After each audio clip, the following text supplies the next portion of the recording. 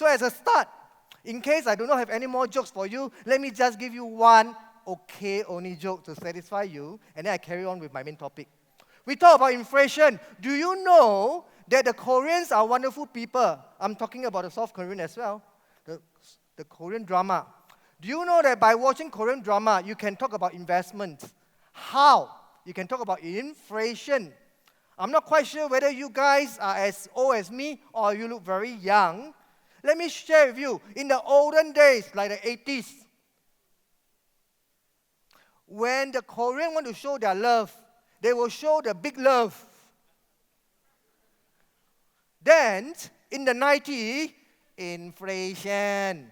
When the Koreans want to show their love, they find like that very tiring, so they just put like that. Ladies and gentlemen, inflation now 2017. Now want to show love, like that. Getting smaller and smaller. That is called love inflation.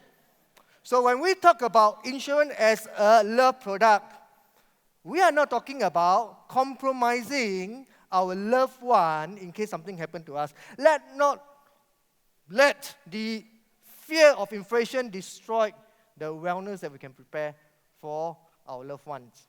Then, I ask another question. So we are in an industry called insurance. Why are we different from the rest? You probably have your answer. Let me summarize it for you. For all other industry, you can summarize by saying two sentences, which is, no money, no talk. You can be the best doctor with the best medicine. If the patient keep coming to you for free, you die because you can't pay for your rental. You can be the best lawyer wanting to help people to prove they are innocent. If they can't pay you, you die. So in all other industry, we are talking about no money, no talk. You can't get a service unless you have money. Congratulations. In your industry called insurance, it is not no money, no talk. It's called what, you know? No talk, no money.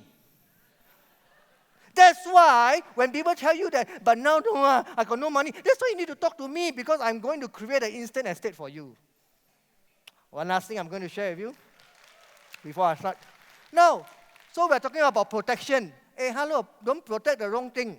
Let me share with you what happened when I went back to Singapore and I lived there. I have a neighbor. He's quite senior. He's about 50 over years old. Senior in the sense that I think that I'm young compared to him. He's senior. So his name is Mr. Ong. Now, Mr. Ong loves his pair of running shoes. He just bought a pair of running shoes. And his wife doesn't allow him to bring the running shoes into the house. So what can he do? He put it outside. But if you put outside, it's not that safe, you know. So what he do? He said, never mind. I go and buy a camera, and then I make sure that I watch over it. I can even record it. Just like you guys, when you are driving, you have the cam recorder. So one day, I see Mr. Ong. I say, hey, what happened? Why you look so sad? Is it that your shoe gone? He say, no, shoe not gone. The camera gone. Because the camera costs more than the shoe. So we may find this funny, but how funny it is when we're out there talking to clients the importance of insurance, people always insure the wrong thing. They insure on things that are not as important as themselves and their loved one. So it's important that we get our priority right. So protecting is one thing, protecting the right thing is more important. Now, can I be very casual with you because I don't really treat this like a formal seminar, because the truth can only be revealed when we are family. So I'm going to be very frank with you. I do not want to go through the mumbo-jumbo of, I am a platform speaker, you listen to what I say. No, I want to be here to tell you why I picked this topic. Now, Prulia Committee is one of the best committee in the world because I gave them 4. You know what happened? They choose the most difficult one. The one that at the moment when they told me it's going to be this, I also feel, alamak, why I go and give myself this problem? Because it's a tough topic. Tough in the sense that it's going to be a little bit technical for some of you because you're going to first time listening to it. Then when I think back, I say, good. it is important for me to also share with you things that is important for you to know. So can we have some agreement frame in this session? My session is simply 5 minutes. When we agree on what we're about to do, I have the ability to shorten it, not compromising on the material. So I'm going to see as much as I can to stick within an hour or 70 minutes. Why? Because always listening, always understanding. I can hear some of your stomach hungry. So a hungry man is an angry man. A hungry woman got no man. So I'm not going to block you from your lunch, but you got to help me. I'm going to give you 70 minutes of powerful sharing. You need to give me 100% commitment that you choose to stay in my session to the end so that you get the whole truth. Do you know why I need to do this? Because if you do not stick to this agreement frame, I'm going to tell you all the bad things halfway, right? Then you go out crying. Then you leave the industry. Then after I see you doing some other things. Then I ask you what happened. You say, because you say, oh, no more job. Oh. I say, hello, must see to the end. Okay, so the agreement frame will be very simple, 70 minutes. The next thing I need you to do is, we need to calibrate on our participation level. So you as participants are actually more important than me as a speaker up here.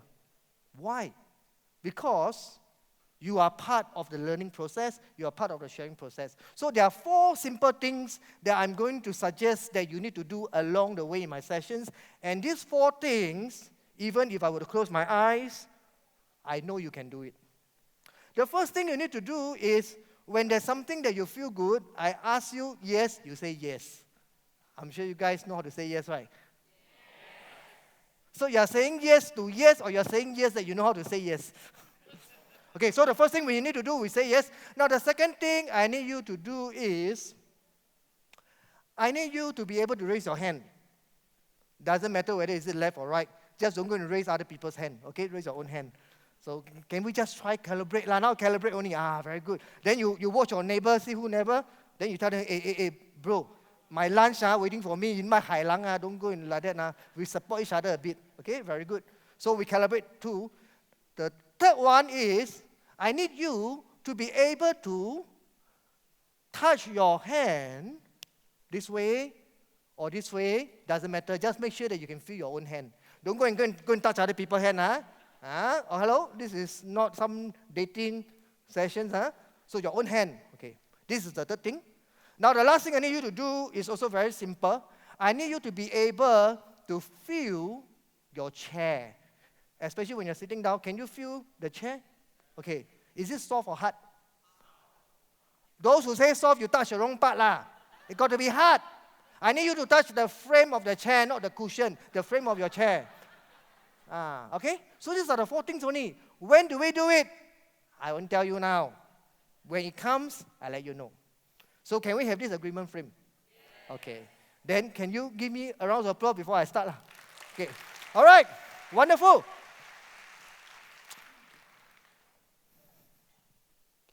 So, when you look at this topic, what were you thinking? What is this? What is FinTech? Actually, when I was designing it, I also don't know. I just heard people say it's very important. So when it's very important, it means that we all need to know. So we ask ourselves, what is traditional way of selling insurance? When you were to close your eyes and think of insurance, you would think of insurance as meeting people, being able to tell them the importance of protection, and more importantly, learning from your senior how they succeed. So when you got no sales, what happened? Your senior say, hey, hello. When you got no sales, you go and knock on the 10th office. That's what I did last time. Then when you don't do, they say, you're not committed. When you do, you got no result, they say you're no good. Then you say, like that means I'm not suitable. Only to realize that it may not be you not suitable. It could be the customer preference of buying have changed. We will find out. Okay? So, I have shared with you that basically I have deep rooting in Malaysia Prudential and with Prudia as well. Just last year, I was behind near the DJ stand because I was still with Prudential East Spring and I was helping out. I gave myself one crazy idea. I say what, I tell you, you don't laugh, huh? I say one day, I want to be up here. One day. I didn't know that one day came because of you guys. You don't think because I'm invited to speak, I got my dream came true. Can you imagine I stand up here getting ready to talk only to realize that is no one's interested in my topic. So it's you who have made my dream come true, okay? And a lot of people didn't know that I can trade insurance because last time I talked about unit trust. Yeah. Now, any one of you here, now is the time to raise hand, remember? Can you remember the full title or not? Got free gift for you. Full title. Can FinTech replace what? If I'm your customer, I say, so what you know? What does it mean? Nothing. So there is a shortcut. The shortcut is, can FinTech replace you? Can FinTech replace you? Some of us do not even know what is FinTech, only to realize it on the day that FinTech come and tell you, out, I'm the new boss. Any one of you remember this robot by IBM? It's called Deep Blue. They started developing this software because they believe that the computers can outdo humans. So since 1984, the scientists start to develop a program that can win the world champion in chess. And even though they started in 1985, 84, 85, they only ready to showcase it in 1995. So almost a decade. And in 1995, they didn't win the world champion. Almost. Out of 6 games, the computer only won 2 games, and the world champion won 4 games. And then the scientists didn't give up. So 1 year later, in 1996, this machine called Deep Blue beats the human. 6 out of 6 games was won by the computer. So what does it mean? We are not here to play chess, ma. Why you talk to me about chess? If this can happen to chess, this can happen to the person sitting on the chair. What will keep you in the game? People hope that, keep me in the game. Commission very high, product very good, customer very stupid. Sure can. Let me tell you the difference between your industry and the rest. If I'm selling phones, cars, if customer die want to buy, happy or not? Happy. Sorry, ladies and gentlemen. You are selling insurance. When you realize that your customer die want to buy, that means they are dying. That's why it's difficult for us to really understand how do we do well in this industry. So what will keep us in the game? Now, the technology has affected us tremendously. You know how I know? Morning I was sitting here, I know. Some of you, body sit inside here, right? The finger and the mind far away already. Order pizza. Check with your kids, got do homework or not. Chit-chat with your dog, chit-chat with your cat. Technology has made us more connected than we ever can imagine. So is technology all about bad things? No. Technology is never all about the bad thing. So let's talk about the nice thing first. Okay, we talk about the nice thing, then we tell them what we don't like about the technology. Now the nice thing comes from our daily life. Let me introduce you one of my friends. His name is Jason, 32 years old. You know what Jack Ma talk about people who are 30 years old? They are the future leaders. Jack Ma talk about 3 types of 30. Focus on industry that is less than 30 years old. Focus on your staff that is less than 30 years old. And focus on technology that is less than 30 years old. So, you know why he looks so sad? He is from a pharmaceutical industry, and then the wife always make noise, Hey, why come back so late? How come I smell like your car, the perfume different type from mine? How come like that? Hey, don't like that lah. I also got female colleague lah. Why your female colleague must sit so close? Where got sit close? Sit inside already got the smell because it's perfume. Then over the weekend, the wife will go and check. Right? Check what? Check evidence. long hair. How come my hair short? How come this hair so long? Okay, same length. How come my hair black? How come this one golden? A lot of things to explain, so not happy. Another person I introduce to you, this person, Datuk Muhammad Yusof. He worked in the banking industry. He loved his family. He is 38 years old. Love his family. He's always frustrated when, because of his job, he needs to travel overseas. Sometimes for weeks, sometimes for months. He hated it because he loved the feeling of going back on time when he worked in Malaysia, and then he can see his kids, and then they can have dinner, and then he can tell stories to the kids. He basically loved the family being with him. So his fear is always, I hope my boss don't send me too far away. Next person is my friend called Siva. He's a civil lawyer. You know what he's talking about now? He said, hey, hello, stop going out for your shopping. Every time I come home, I got to go and treasure hunt you. Where are you? And then you say you're on the way back. By the time you come back, I sleep already. By the time I wake up, you are sleeping. I come back, you disappeared. So you can see that they are not happy. Now, this thing happened to many of us in many different ways. These are just 3 ways. Technology has solved their problem. When Jason decided to earn more money by not quitting his job and at the same time taking up as a Uber driver, suddenly the hair how long also never mind because customer want ma. The perfume how smelly also never mind. From the strawberry smell to the durian smell, the wife still smiling. Why? Because Uber, you got to take customer, Can you tell customer, don't come in when your perfume is different brand for my wife? Cannot, So now, problem solved.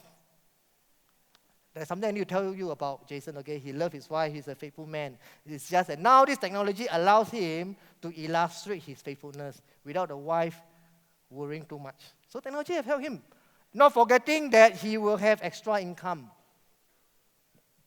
What happened to the Dato? He was sent to US, to understand about the bond paper, and he was there for a few months. How? Lucky he got Skype, WeChat, whatever you call it, video conferencing just changed our body shape to become 2-dimensional. But the feeling is still the same, transcending through the monitor. So he can still show his father love. He will tell the son, hey, stop watching TV. Dad, how you know? I have camera all over you. I know what you did last summer. And then now, Mr. Siva, happy man. Why? Why is he happy? Every day come back, wife down there, Why? Is it because the wife gave up shopping? No. Wife go online shopping. No need to go on your own. Still spending the money, but now maintaining and fulfilling the requirement of the husband. So technology do help us. I can go on and on, but your lunch is waiting, so I can. So you see, this is the. And many of us here are people who shop online as well. You say don't have. Then I say, if you take AirAsia, do you go to the AirAsia office or you just buy online? You buy online. So what is FinTech? FinTech is deeper than just technology. FinTech is deeper than technology changing our life. I'm just going to show you the proper version of FinTech, and then I summarize for you the simple version, okay? FinTech is called financial technology. So now you learn something. And if you did not stick to the agreement frame and you just disappeared, at least you learn one new word that you can go and disturb your downline. Hey, hello, why never come for Pulia? At least today I learned one new word called FinTech. Later you'll learn another thing that is directly related to insurance and technology. Okay, so FinTech. So basically FinTech is about crowdsourcing. It's about getting funding. So we call it crowdsourcing. It's about mobile payment. That means not wanting to go all the way there to make the payment. It's about money transfer, it's about loans, it's about insurance, and it's about asset management. So it's about financial product being purchased in a manner that is going to shake the traditional way of selling. So this is the big picture. The three simple things you want to remember about FinTech to show intellectually that you understand. Three things. FinTech is about peer-to-peer financing. P-E-E-R, peer-to-peer. What is peer-to-peer financing? Peer-to-peer financing means that when people need money, they no longer need to go to the bank and beg for a loan. They talk to people who are willing to lend money, and legally, these people are able to get their funding. Which means to say, if you are afraid of FinTech affecting your insurance sales, let me tell you a secret. The banks are more kanchong than you. The banks will be the first hit. So the first thing you want to remember about FinTech is peer-to-peer financing. The second thing you want to remember of FinTech is all about digital payment, not hard cash, digital payment. So that's the second thing. And the third thing that you want to remember about FinTech is all about big data analysis. Big data analysis. What is called big data analysis? They are able to go through the machine and straight away know exactly what customer will buy tomorrow. So much so that people who call themselves analysts for company will be obsolete, because even if you be prepared to work 48 hours a day, if there's ever such a thing called 48 hours a day, you cannot beat the computer. What you used to spend on for your analysis work, the computer will do it by seconds. And if you remember what your CEO this morning said, Prudential, PNB will invest in technology for our back-end work. I say, wow, good. Mr. Gunn is on my side. So we are on the same story. So is FinTech new to us? Actually, it's not. It's just that it become evolved to be something scary. Time to raise hand. How many of you have watched the movie very, very long time ago called Gremlins? Never before. Be careful, review your age. Ladies, control a bit. Don't come out. You come out, people know you're no longer young. That one is when I was a little boy. We watched Gremlins. So Gremlins is what? You feed them before 12, they are very cute. You feed them after 12, you get cute. So FinTech have always been around, just that now it becomes scary because of the three things that earlier I told you. Now FinTech is taking over the digital payment, peer-to-peer lending, and also big data analysis. And that's why FinTech is not new to us. And because it's not new to us, so many of us just let it pass by, let it develop to become the evil gremlins without realizing.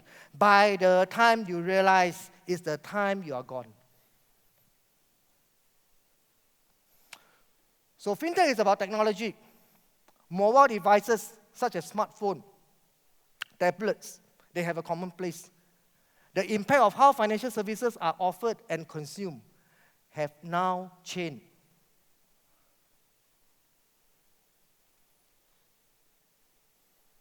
FinTech is not just happening in Malaysia or Singapore or Thailand. It's a global event.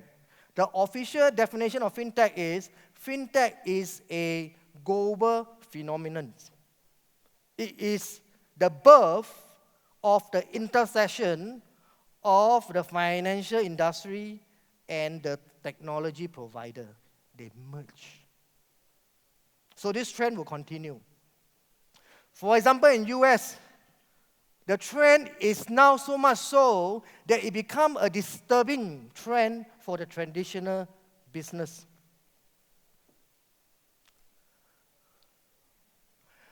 Just 2014 to 2015, the increase in FinTech-related business rose to 150%.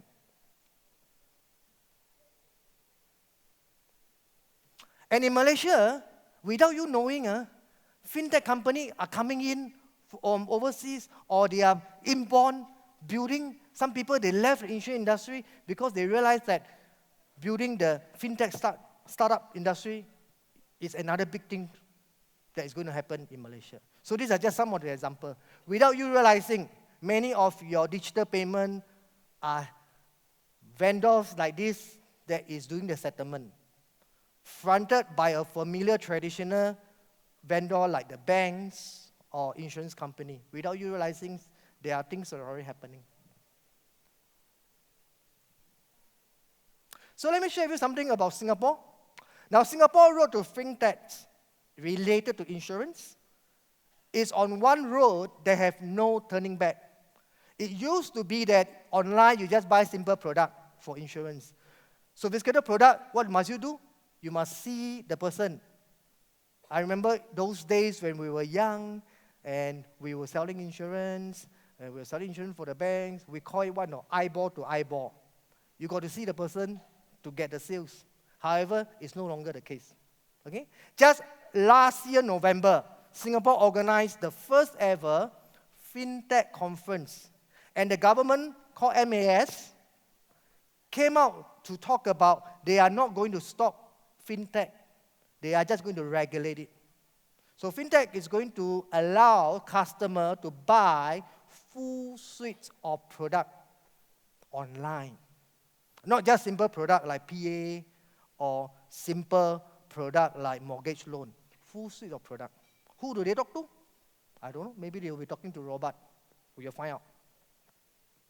So this year, January, the FinTech transaction in Singapore amount to 13 US billion.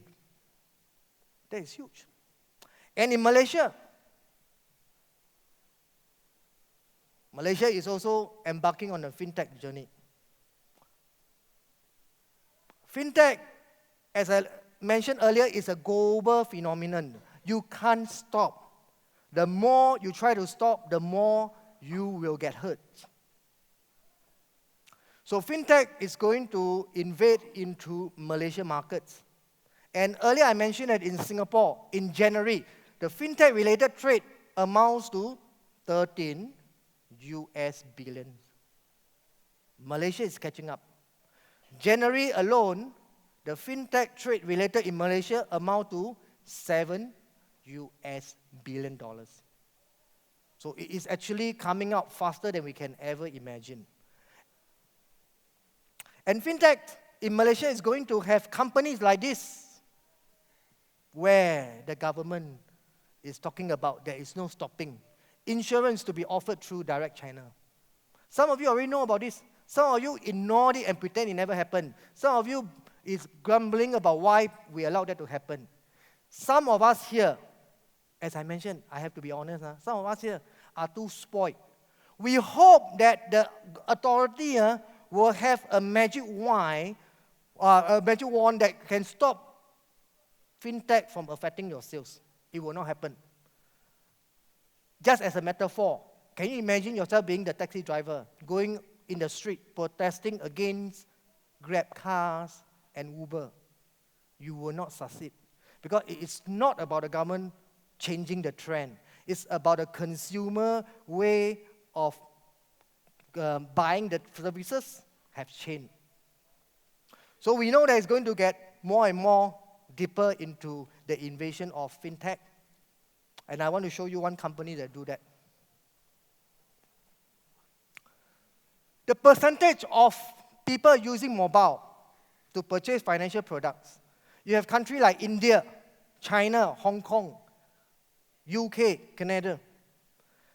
And the trend is catching up that at least 20% of the people who own smartphones are comfortable to use their phone as a paying vehicles. And why do I put a question mark for Malaysia? Because there is no official data yet. There is no official data yet out for Malaysia.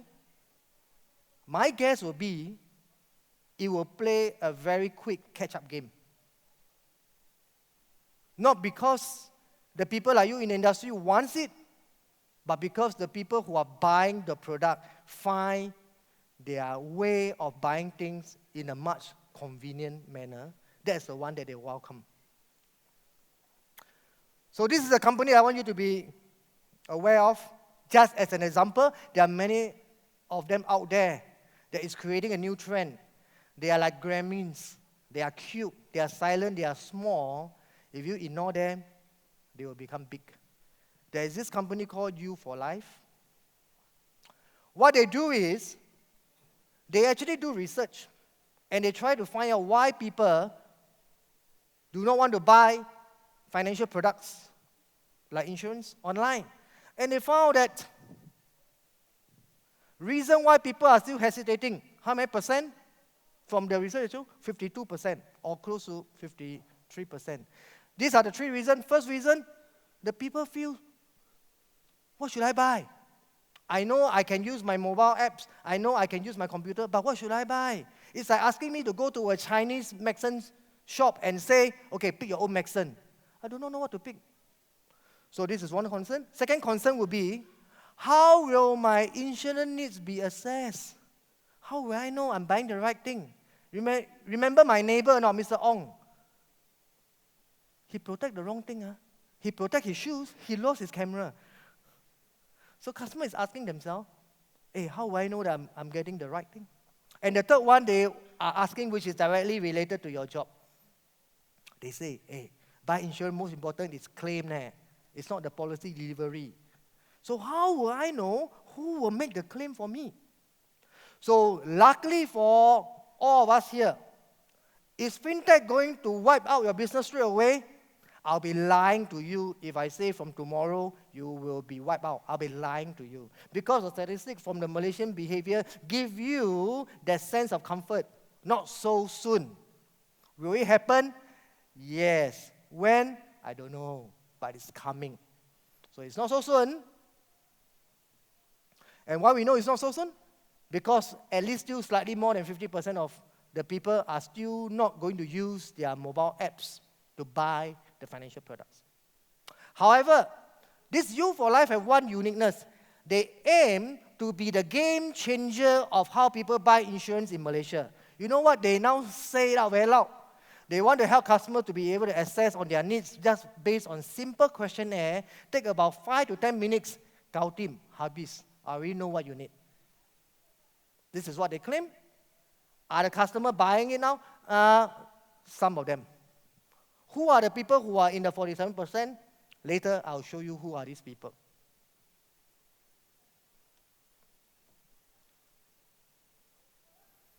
Even though we know it's only 40%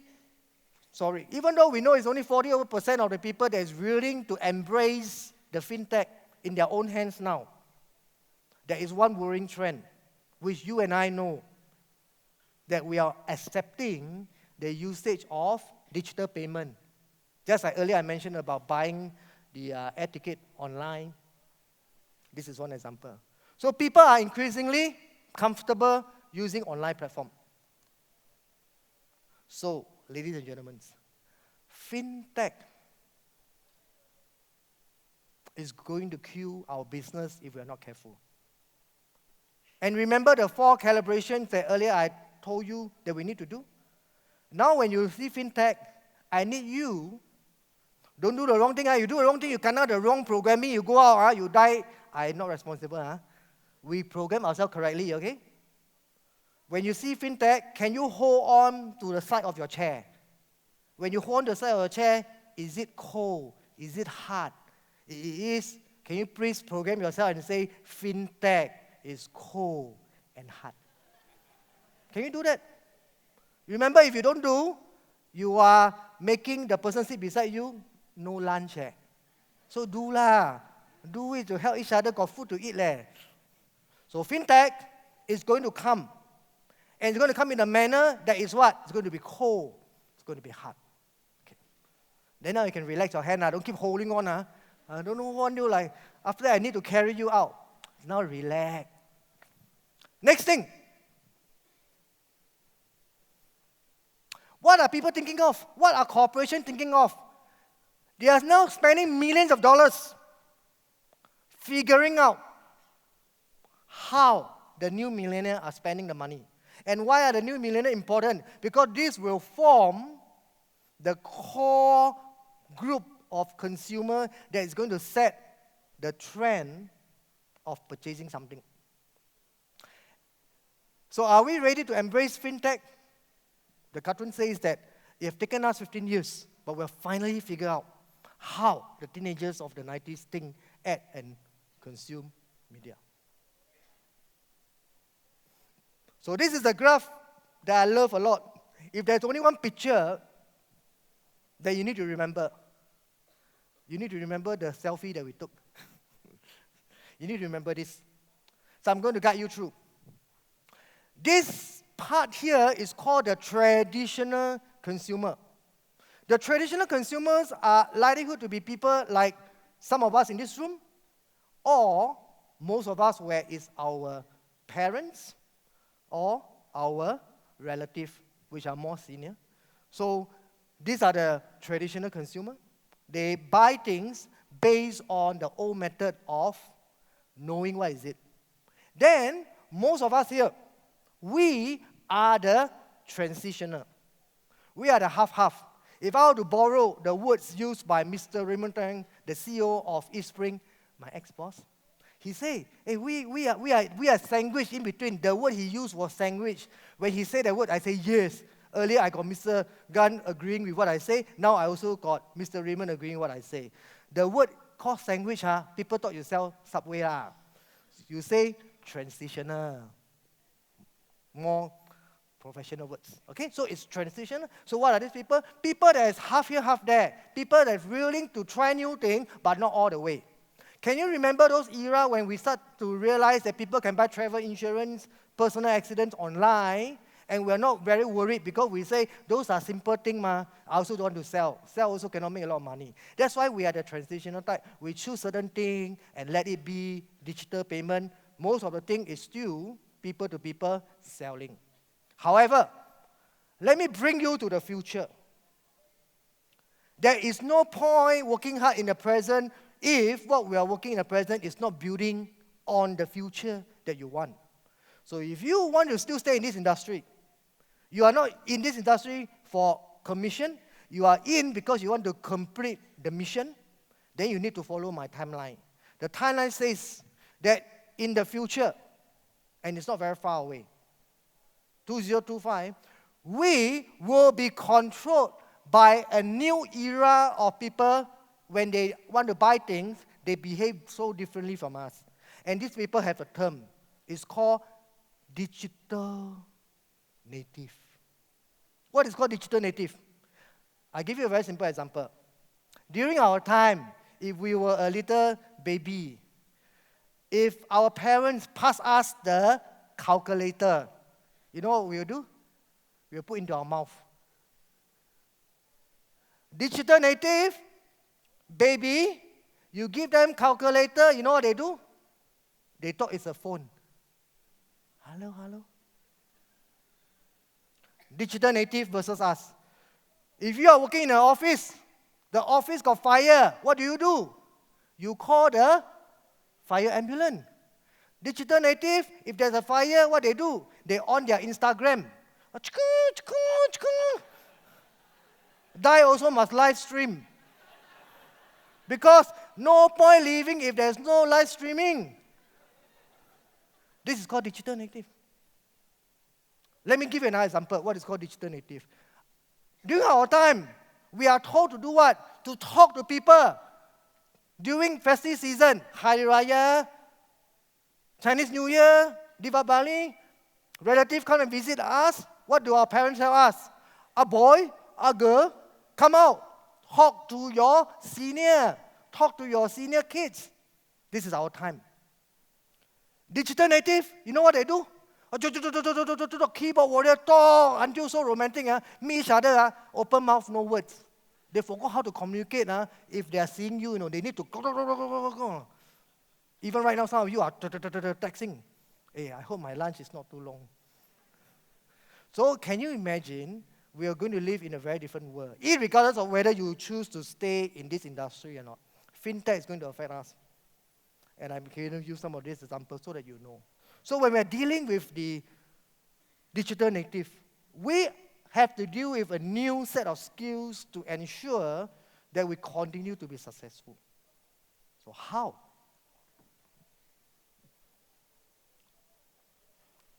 Now, this will not change. The good news, this will not change. When our customer is thinking about financial planning, this will not change. Borrowing, spending, saving, investing, protecting. And not only that this will not change, a few other things are going to be constantly what customer is looking for. First one, customer want to look for things that are transparent, easy to know that it's legal. They want to know things that are transparent. The next thing is, they want to make sure that this thing can be personalized. So transparent, personalized. Not only it have to be personalized, they want to make sure that this thing that you're offering to them is convenient. Convenient to what? Convenient to amend, convenient to sell away, convenient to buy again. Not only that, they want to make sure that this thing is simplistic, it's simple to take up. Not only they want it to be simple, they want to also make sure that it's secure. If they are going to make some digital payment, they want to make sure that it's a secure platform. So, in addition to all that, they want to make sure whatever they buy is effective. So this is what is not going to change. So the good side about FinTech is that it's not just another buzzword. It's not just a technology jargon. It's basically going to transform business. It's actually going to make sure the way we sell is going to be so different because we are going to use more of the technology.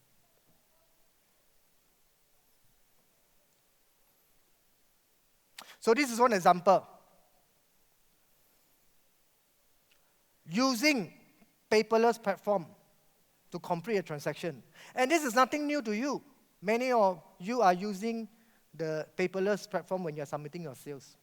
This is just another illustration that we are talking about the consumer being able to go purely digital when they want to complete their whole transaction. So at the back of your mind, you need to think, who are the people that are serving this customer if they choose this? It might not be you. It might not be me, because it might not be a human being doing it. So I introduce this word to you. It's called robo-advisors. We have to be comfortable with this term because this is happening globally. So this means that more and more companies are spending money to build evaluation questionnaire so that they can get their goal of the customer instantaneously. So much so that they can actually know what they want. Some company actually aim to do this. By the time customer click yes, I want to buy, they receive the policy in their email. It's almost instantaneous underwriting. So not just only insurance agent will be out of job, underwriter, analyst might be out of job. But don't leave the room. I got good news for you at the end of the sessions, okay? Now after I see you leave the industry because of you. Suddenly my name becomes FinTech. Now if you like FinTech so much, I'm not going to drag on all this technology thing because I want to talk about the nicer part of the FinTech. So I just want to let you know that there's a book. Okay, this book is by the current IT analyst of IBM. Okay, his name is Paolo Cironi. He talked a lot about FinTech, and it's an expensive book. It's an expensive book, and then the font of the book is so small until you need a magnifying glass. So he basically talk about FinTech, and he's talking a lot also, not just on insurance, he's talking on the wealth management and the banks. Okay, if you find this book interesting, and you do not want to invest in it, you can also consider my book. This one cheaper. That's how they want 200 plus ringgit. This one likelihood is going to be about 100 plus ringgit. Okay? But I'm not going to use this platform to sell a book. You want to know more information? My team is out there, just outside. You can talk to them.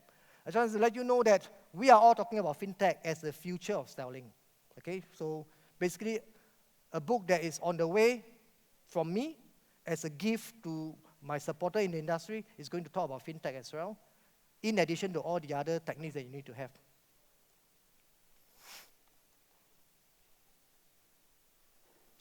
So Singapore and Hong Kong is trying to fight to see who is the kingpin of FinTech.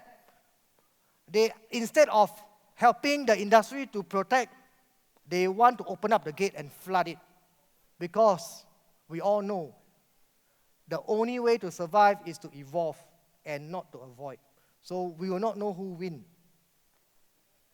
So as a robo-advisor, is it new? It first appeared between 2008 and 2010. Instantaneous.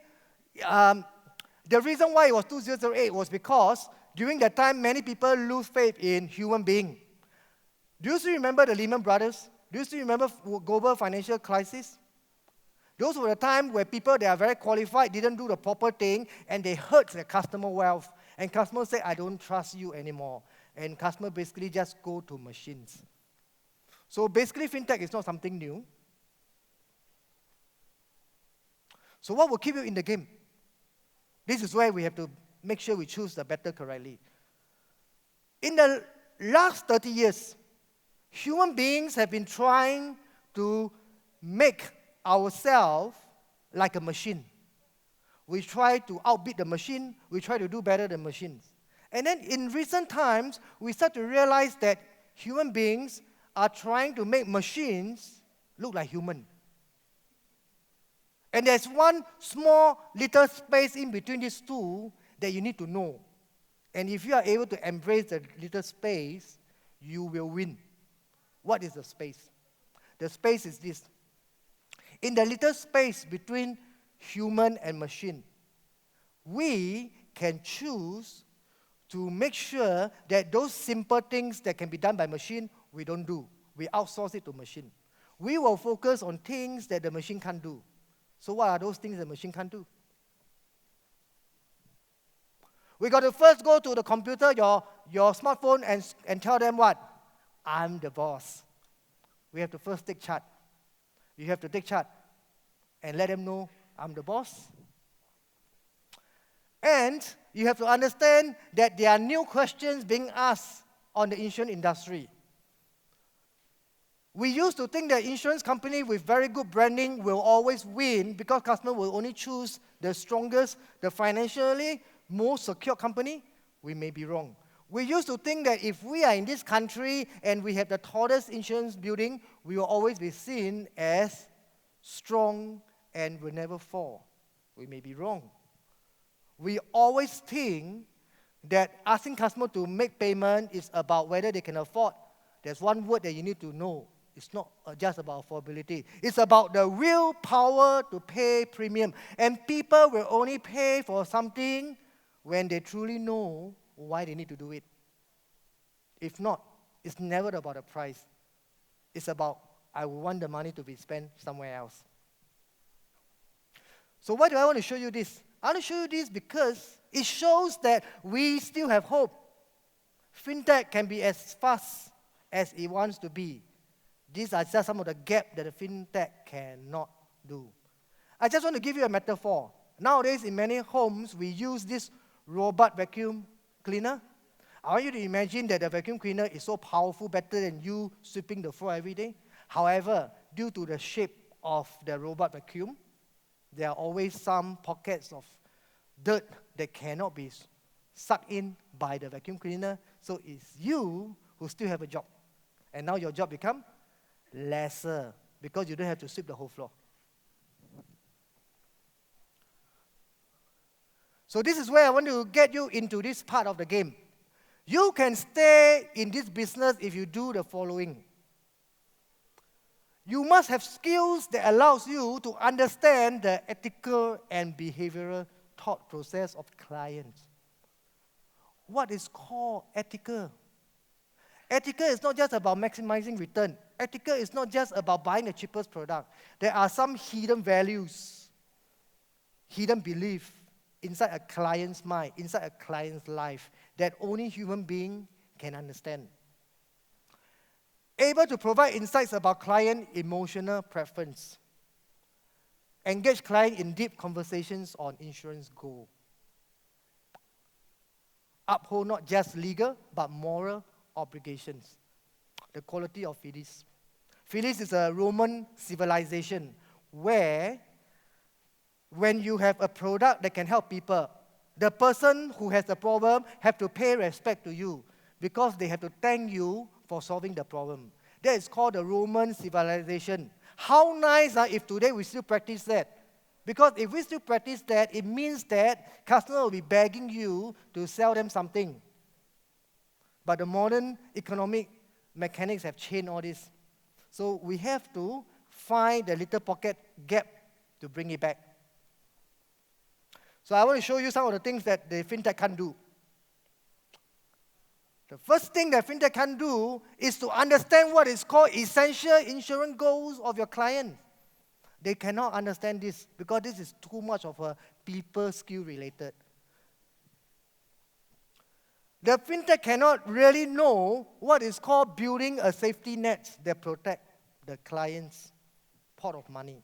So this is something that you can still do well for your clients, even all the way to the future.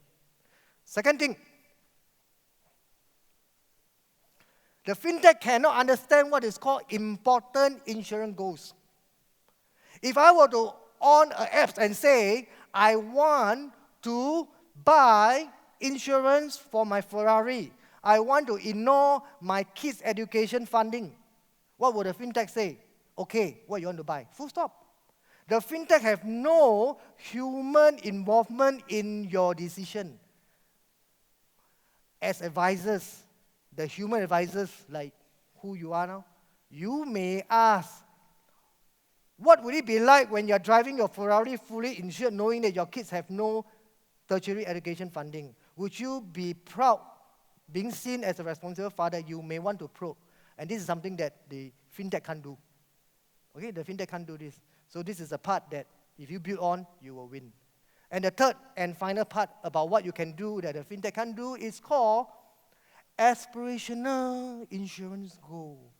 There are people who say, I have enough money. Then you say, how about helping those who do not have? There are voluntary goals that you can help, which the FinTech cannot understand. The FinTech will say you're overinsured. The FinTech will say that while you already got so much money, you still want to buy on the medical where you can use your cash to pay it. So there is no value add in the transaction other than purely getting it.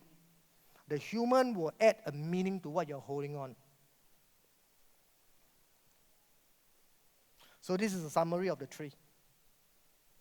So if you walk out today feeling disturbed about the involvement of FinTech affecting our sales, don't be. These are the three things that the FinTech cannot take over. And these are the three things that all along we wanted to do. It's like, if you ask me to sweep the whole house, I don't want. I only want to sweep the small corner. That's what I want to do because I want to spend more time doing other things. And this is exactly what we should be viewing it. So, ready to be the game changer. We have to embrace FinTech as our friend and not our enemy. How do we do that? I want to introduce this. You know what is this or not?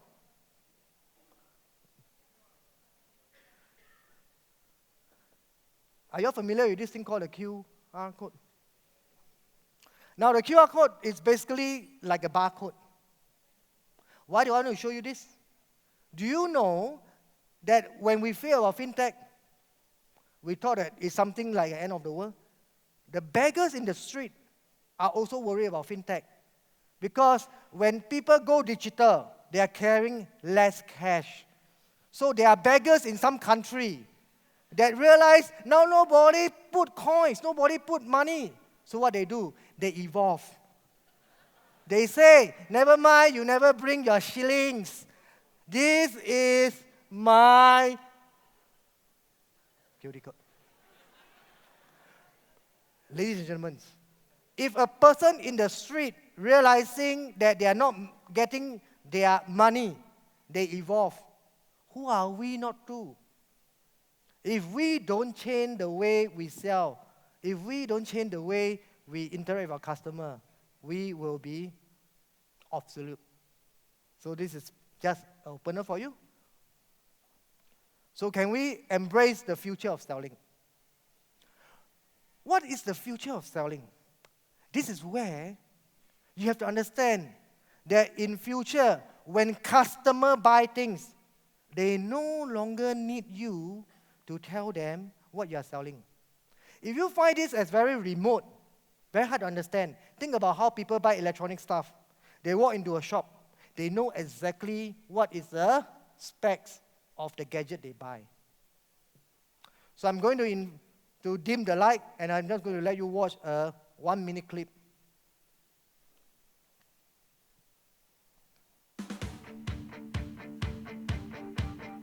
Marketers have been using a 3-step mental model of marketing for a long time. Stimulus, like developing a TV ad.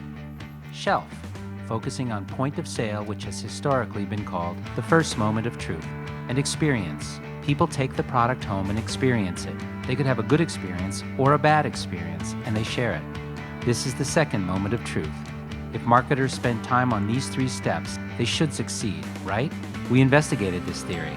We conducted a comprehensive study with research partner Shopper Sciences using 5,000 shoppers across 12 categories, from groceries to cars and financial products. The goal, show where influence takes place as shoppers move from undecided to decided. We found that the average shopper used 10.4 sources of information, up from 5.3 sources in 2010.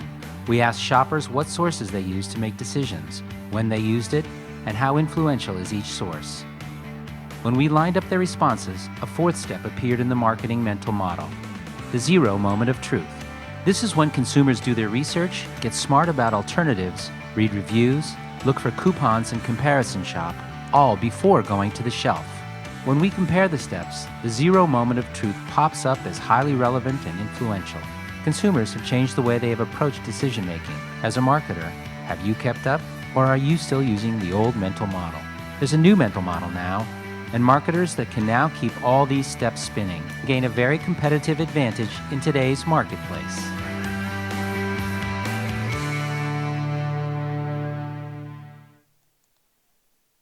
So in your business called insurance, what is the 0 moment of truth for your clients?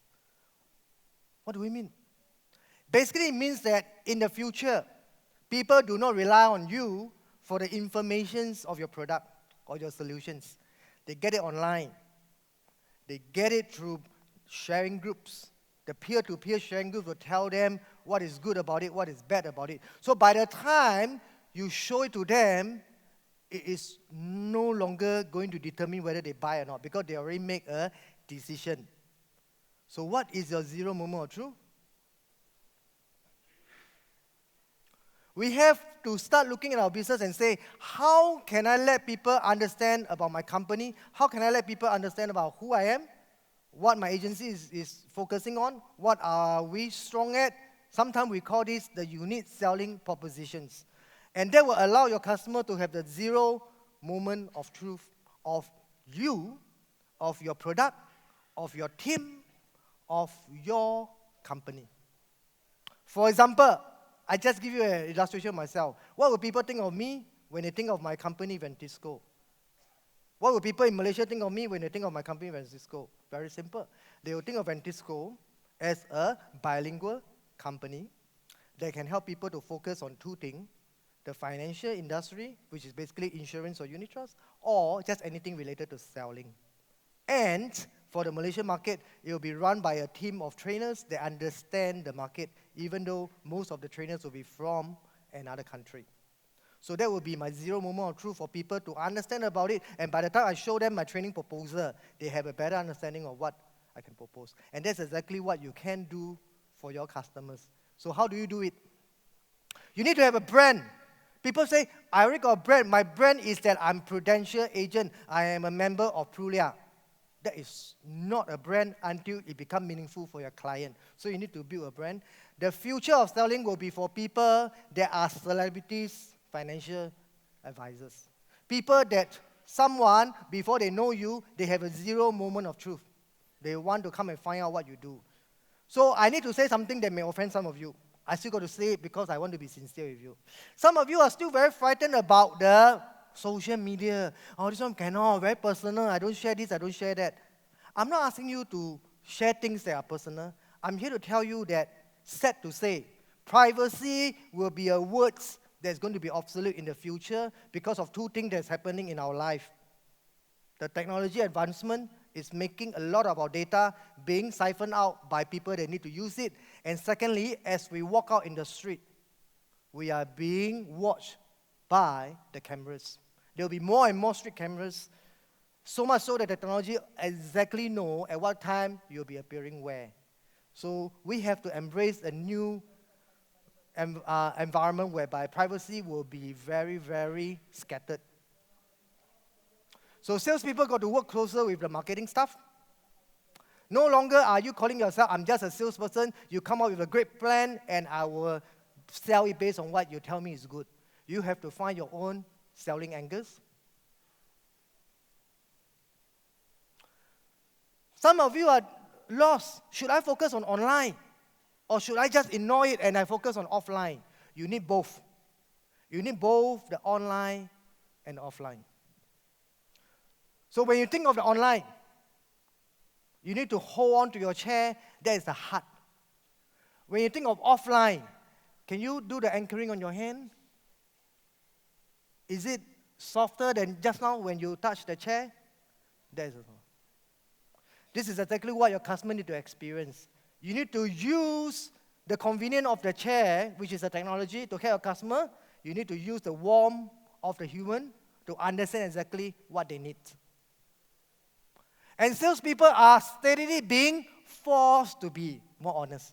Why I use the word forced to be? Because given opportunity, some salespeople choose not to be honest. Because the more dishonest you are, the easier it is to sell your things. But that's the wrong way. So salespeople will be forced to be more honest. And you will start to realize that becoming the supportive and useful servant to your client is what you need. So what it means here is, in the next 5 years, the next 10 years, you should not be learning how to sell. You have to learn how to serve. Your customer will not be interested in how you sell the things. Your customer will be interested in how they benefit when they buy it through you. You should be focusing on making your client happy. You shouldn't be focused on why is the internet taking away some of the business. So there is something that we can bring back. We have to bring back the high touch of selling. What is a high touch of selling? The high touch of selling is whereby human selling to human is the proper way. There is something about FinTech that you need to remember. FinTech is programmed. And because FinTech is programmed, if the program is wrong, FinTech will do things wrongly without realizing. So FinTech is only focusing on getting the thing done right. It's not talking about doing the right thing. This is the key things that you need to take away with you for this session. FinTech is only focusing on getting the things done right. It's not focusing on getting the right thing done. So FinTech is only focusing on protecting what? The money value of your client. And what you need to do is to protect the value of money. That is the difference. So we know that some part of our business will be taken away. And that is the good news, by the way. It allows us to elevate to a point where we focus on the big, chunky, value-added business. And we focus on the nice things, the one that brought you to this industry. Talking to people, helping people. So it's about connection with people. And this is one part where we want to ask ourselves, when was the last time we really look into our customer eyes and tell them that we care for them? In order for us to do well in the future, don't ever compete with FinTech. You will lose. Go on the area that FinTech can never come in. The human-to-human technology. The ability to look through a person's eyes and knowing that things are said even before the words are out. So what I want to do before I end is to show you a clip. And the clip is where we reflect on ourselves. When was the last time we really talked to someone like a human being?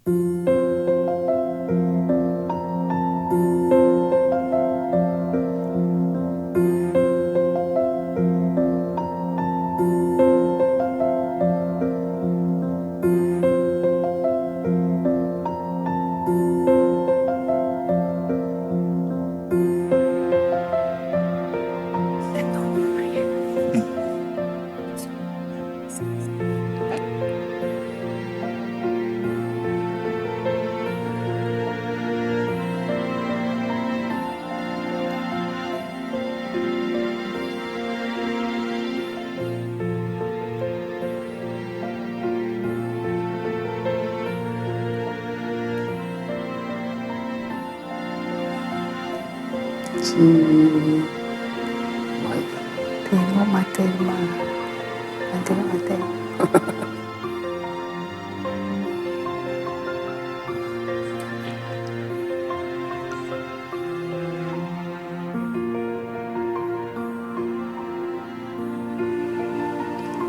Iba may lang. Pula. Gigi mo lang.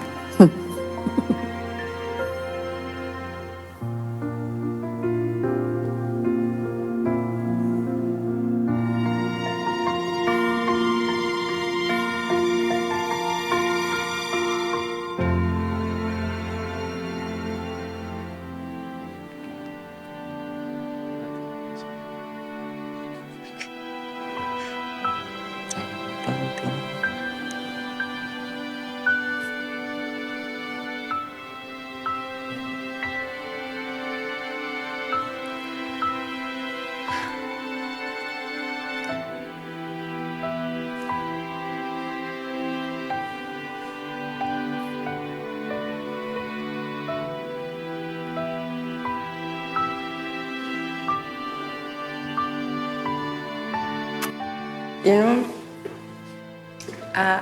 when Keza got sick, right? Me. When you got sick.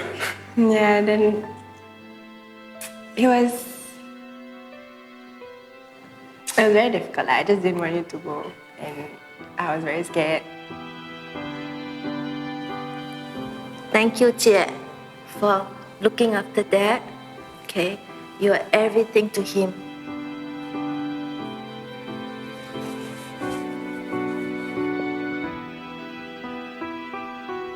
I miss this, you know.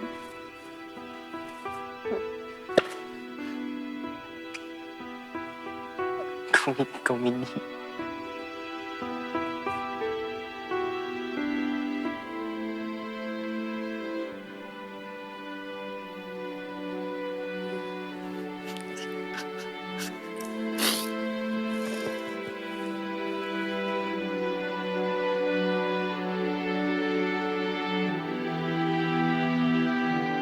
It's very important to me.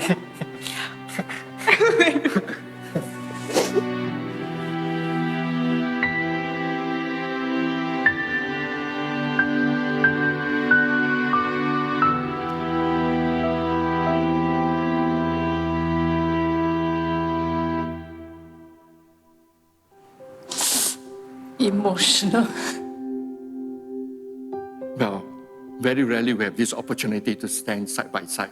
So actually it's quite a very emotional moment because, you know, something that you want to treasure sometimes.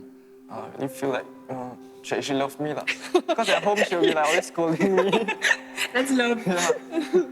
You see my husband become old. I'm very happy with him lah.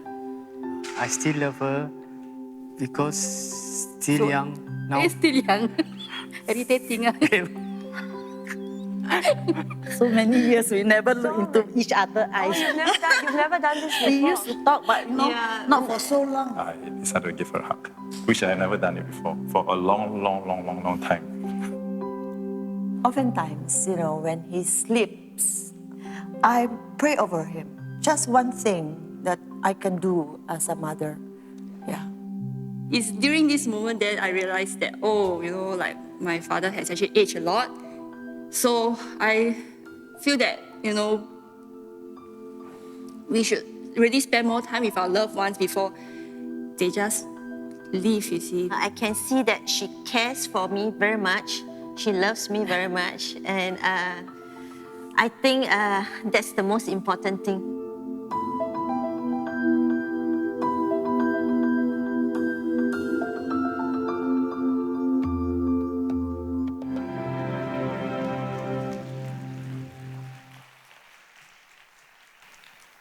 Your clients values their relationship with their loved one. And our job is to make sure we protect these values. When you can look up, you can get up. When you can look beyond today, you can plan ahead. So, we have to ask ourselves one thing. We call ourselves financial agents. We call ourselves insurance agents. We sell insurance. In the eyes of the customers, the word insurance means different things to different people at different moments for different reasons. What is more important is that there's something that will not change, and that is that the most important financial decision will always have to be sold through a human being, because if your customer is going to buy insurance from people that look like this, it's like when your hand is holding on to the hard, cold chair. We are able to make sure this will not happen. After all, selling to people is our job. And this is what we want to make sure it will be forever and ever for the customers. Thank you very much. All right, big round of applause for Valsage as we are in the love industry. Right, the future of the insurance business is all about you, ladies and gentlemen. Thank you, our speaker, Joe Tan.